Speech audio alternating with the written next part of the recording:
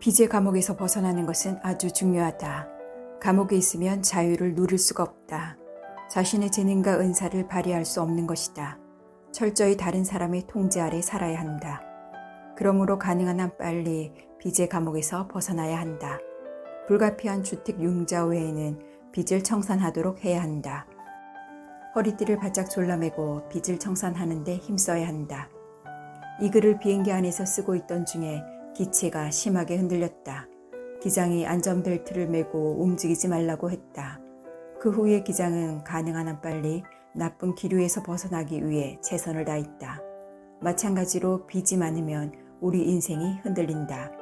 우리가 할 일은 안전벨트를 매고 빚의 감옥에서 벗어나는 것이다. 천국의 원리 중에 하나는 있는 자는 받아 넉넉하게 되고 없는 자는 있는 것도 빼앗긴다는 것이다. 경제생활도 마찬가지이다. 빚을 지고 살면 점점 더 가난해진다. 반면에 저축을 해서 재정관리를 잘하면 점점 더 부요해지고 돈을 벌 기회도 많아진다. 빚을 갚아 축복을 받은 이 가운데 최태섭 장로님을 이야기하지 않을 수 없다. 국민일보 칼럼에서 읽은 내용을 여기서 소개해보겠다. 한국전쟁 당시 9.28 수복이 이루어져 전쟁이 끝났는가 싶던 때였다. 폐허가 되다시피 한 서울 땅에서 청년 최태섭은 친구로부터 단무지를 군대에 납품해보자는 제안을 받았다.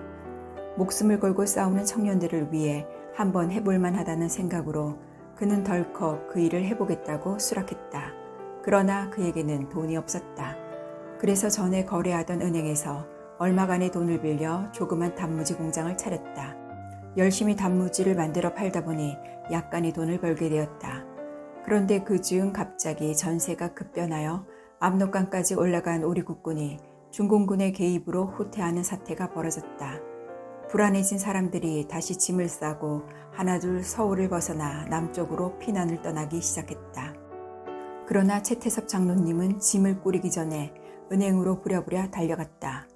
은행은 이미 업무를 중단하고 모든 피난을 떠난 상황이었고 딱 한 사람만 남아 뒷일을 수습하고 있었다. 그 직원은 매우 초조한 기색으로 떠날 준비를 하느라 그가 다가오는지도 몰랐다. 최태섭 장로님이 큰 소리로 말했다. 빌린 돈을 갚으러 왔소이다.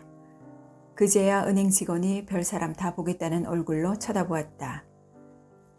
이 난리통에 돈을 갚으러 왔다고요?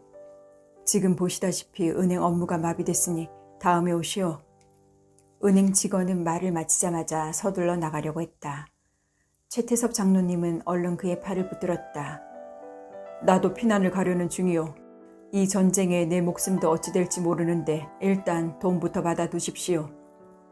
은행 직원은 한원 수 없이 돈을 받고 영수증을 써주었다. 최태섭 장로님이 이 영수증을 호주머니에 넣고 은행 문을 나서자 멀리서 쿠르릉 포화 소리가 들려왔다. 그러나 그의 마음은 날아갈 듯 가벼웠다.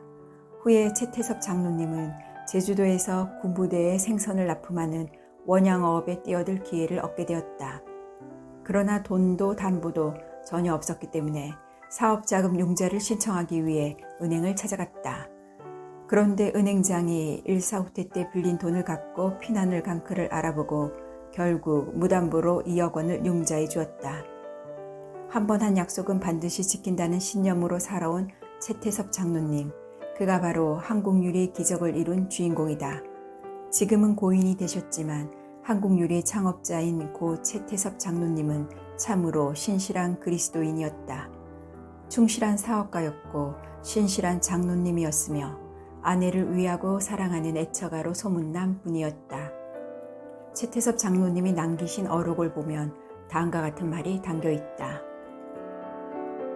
다른 사람보다 무언가 더 가진 사람은 그것이 힘이든 돈이든 지식이든 상관없이 그것을 사회와 이웃을 위해 봉사하는 데 사용해야 한다. 나는 개인적으로 적어도 기업 이윤의 20%는 사회에 환원해야 한다고 생각하고 또 그러기 위해 노력해왔다. 깨끗한 그리스도인들이 세상에 깨끗한 소망을 주는 역할을 하며 살아가기를 꿈꾼다.